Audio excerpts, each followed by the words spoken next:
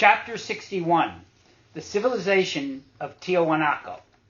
Two of the most famous civilizations of recorded human history are the civilization which is in Tiahuanaco, which is near Lake Titicaca in Bolivia. And there was an investigator who felt that that was actually the oldest civilization. The other one being, of course, the Egyptian, where we have the Great Pyramids. Is there any information that can be shared relating to these two civilizations? These civilizations are true, have existed. Do people question that they didn't exist? No. Okay.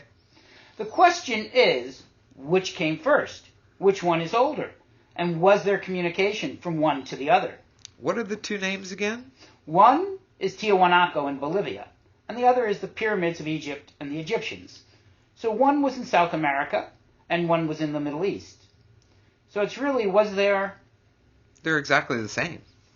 They are the same civilization? They're like the same, yeah, because I'm asking what one was older, and it looks like what is the Titicaca one? It's Tiahuanaco. Yeah, Tiahuanaco. That one looks a little tiny bit older. They're showing it to me on a map, like a chart. They're showing me the Earth, and they're showing that it's like a little tiny bit, but they existed at the same time. And what approximate time frame was that? They're showing those, I'm seeing 32. There's no way that's 32,000 years. Yes, it's possible. They're showing 32,168. Yes, that would have been the Tiahuanaco in the plains. And then the Egyptian comes in a little bit after that, but they existed at the same time. It wasn't like Lemuria got wiped out and there was Atlantis. It looks like they existed at the same time. They could fly back then. Yes? Well, this is very interesting. Oh my God, they could fly back then. They're showing planes flying cargo between them. Well, in my investigations, I had found similarities. I discounted, I have to give props when I'm wrong, I have to give props to Zecharia Sitchin, the great scientist philosopher who wrote about Tiahuanaco and who claimed it was older. I question it because he also said a lot of other things that I never believed, so I discredited him when I shouldn't have.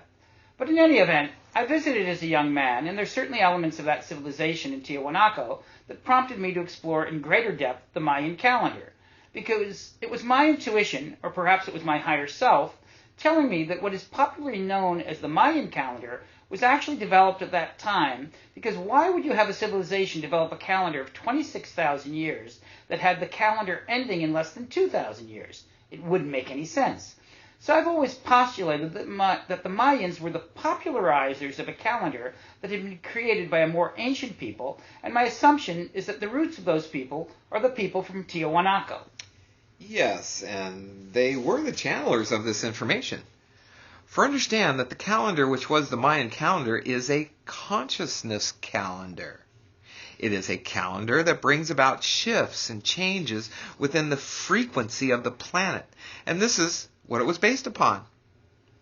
But understand that this was brought in from the higher aspects of the souls living on the planet at that time. So you may say, and I know we're keeping this very earth and human and linear and human, but it is otherworldly. It is otherworldly in which this information, well, it is all mathematics. It is all mathematics. It's all numbers. It's all ratios and equations and all these things that make the world tick in terms of frequency, in terms of time, and in terms of consciousness. So this information, yes, was all brought in 42,000 years prior to the Mayan calendar ending. This was information that was brought in on what you would call scrolls or parchments of information that were kept within pyramids, that were kept within thrones. There was the original information that was entered in from the higher self of the founder of the original idea of this calendar, and the scribblings of what the calendar would be were placed within the throne of that king. For it was a king who was able to speak and communicate with God. This actually makes a lot of sense, because I've known that it was impossible for pure observation of the stars, which is what proponents of the Mayan calendar have maintained, that it was because of great focus on the constellations and great observation that they were able to develop the Mayan calendar. It was proven because of that, but it was not based on that. Well, that's exactly my point. There's no way the calendar itself could have been created based on those observations. unless you had extraordinary instruments of observation. And if you had such extraordinary instruments of observation, you would have had to have had a much higher civilization than even the Maya, which is why I thought it was from a prior civilization. At the same time, the ability to communicate directly with higher souls would be the least complicated explanation for how that calendar could have been created. And as I believe it was Einstein and many other scientists have stated, the best explanation to hold is the one that is simplest and requires the least amount of complication. So this rings true to me and does help resolve some of the mystery surrounding the Mayan calendar.